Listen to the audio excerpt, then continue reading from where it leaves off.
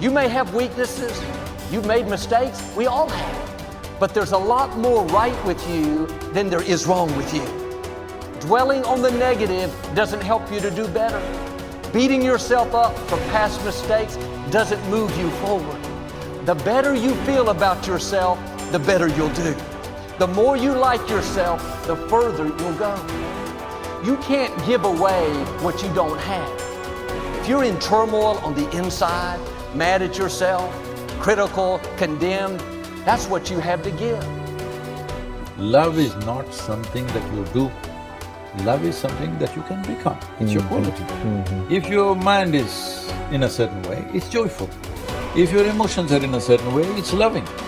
This is the quality of sweetness of body. If your body becomes sweet and pleasant, it's called health and pleasure. If your mind becomes very pleasant, it's called peacefulness and joyfulness. If your emotions become pleasant, it's called love and compassion. If your very life energy becomes pleasant, it is called blissfulness and ecstasy. Only if your surroundings become pleasant, it's called success. In Buddhism, they say replace any negative thought immediately with a positive thought. And the neuroplasticity says the same thing, because neuroplasticity is amazing, but it can be bad. If you have a breakup and you obsess about the person, you're wiring that deeply into your brain. So you have to direct your neuroplasticity, and if you do get that voice in your head, which is normal for all of us, you need to, override that with a positive statement. So your forebrain is the builder, it's the designer, it's the CEO. And when you begin to speculate possibilities, when you start to think about a better way to do something, or something you want to experience, or something you want to do, or some future event, it's an amazing phenomenon, because researchers are beginning to show that not only do we remember a past, but the brain actually can remember a future. And so how does it do that? Well, because the forebrain has connections to all other parts of the brain, it can take a little bit of that knowledge from a specific neural network and a little bit of experience and another neural network of knowledge and another neural network of experience, and it can seamlessly piece it together to create a new level of mind. And then your brain gets a picture or an image, and then you transfix your mind on that image, and those neurons string into place that begin to fire and wire together. And every time you remind yourself of what you want to experience, you're reinforcing the circuitry in your brain to begin to install the hardware for you to actually experience that future event. In other words, the brain already looks like it's already had the event. Now that's super cool, because it really says then that we're remembering a future potential. The imagination is the most marvelous, miraculous, inconceivably powerful force that the world has ever known. And the average individual uses the imagination, if they use it at all, against themselves. They imagine what they don't want. They imagine problems coming. Let's begin to use our imagination the way God meant it to be used. It's the greatest creative faculty that we possess, and we can build anything we want with. The mind is very strong, and one of the things the mind does is develop methodologies or ways of thinking that let it interact with life and not get hurt and be more comfortable. And it's the ego. When we develop a self-concept and we change it throughout our lives, but in general, there's a self-concept sitting under there saying, I was the one that did this, and I was the one that went to this school, and I'm the one that went there, and the one that my father left or stayed, or whatever the hell it is, And basically, all of this unfolds, and you end up developing patterns of thinking based upon the experiences you've had, all right?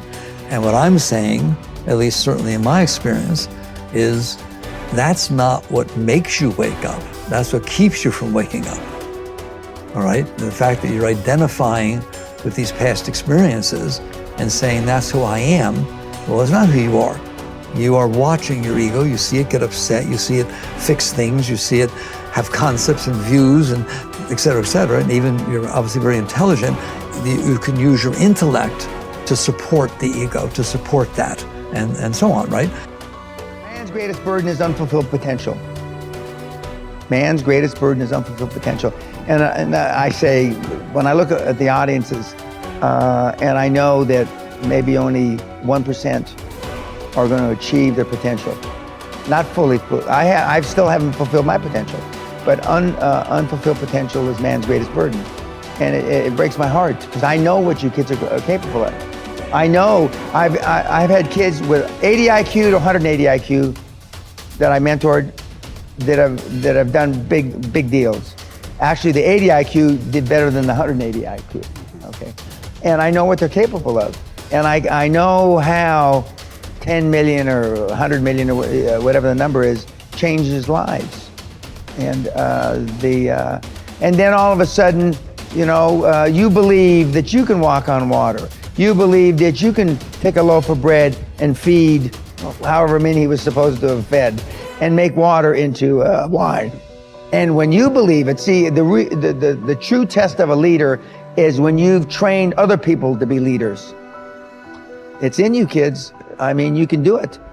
If you want it bad enough and you stay focused and you're willing to maintain that commitment. I have to go become more confident. I have to go become a person capable of doing these things. I have to change myself to get there. I can't wait for circumstances to change so I can have my dream. Then our dreams would never happen. We have to get to the point of maturity in our lives where we say, okay, 2 things are going to change my life. Something new is going to come into my life and make me lucky and blessed. And maybe I can't count on that forever. And maybe now instead I have to consciously design my life and say, okay, now if I want to change, if I want my dream, something new has to come from me. I'm going to become a better person. I'm going to become a person who is more optimistic, who is more confident, who is more driven. Not because I am that now, but because we can grow. That you can become the type of person who you need to be to achieve your ideal life. You can start today living from your highest ideals, your highest sense of self, your strongest sense of self. You don't need permission. You don't need a guy like me to look at the video camera and say, you have now permission. But if you've been waiting for it, you have permission. It's like at some point in your life, you just say, okay, I have permission to become my best self. And by becoming your best self, you start to achieve your best things. You start to contribute better things. You start to become a better human being. You can do that now, today. So next time you're thinking about a big dream, don't think about the things that, well, I don't know how to do that, and stop. Think, I don't know how. So set it up on your calendar to go learn those things. I don't have that, then set it up step by step to go build that. I'm not like that, then set it up step by step to go develop those skill sets and those competencies so you can become that, and ultimately you can achieve that dream. It's there, it's waiting for you. Don't stop. We are what we repeatedly do. Excellence then is not an act, but a habit. You are your most valuable asset. Your life, your potential, and your possibilities are the most precious things you have. Thus, your great goal in life should be to fulfill that potential and become everything you are capable of becoming. Your ability to learn, grow, and fulfill your potential is unlimited. Today, people are graduating from high school and college in their 70s, learning new subjects and developing new capabilities.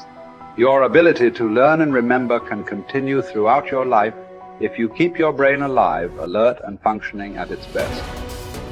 Your most precious financial asset is your earning ability. Your ability to work is your primary source of cash throughout your life.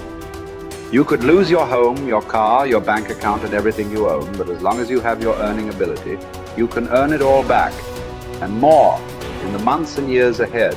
Your biggest investment, most people don't realize this. They take their earning ability for granted.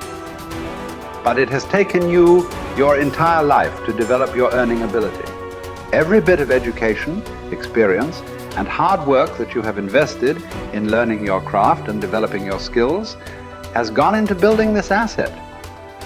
Your earning ability is very much like a muscle. It can increase in strength and power year by year as the result of regular exercise. Likewise, the opposite is true too.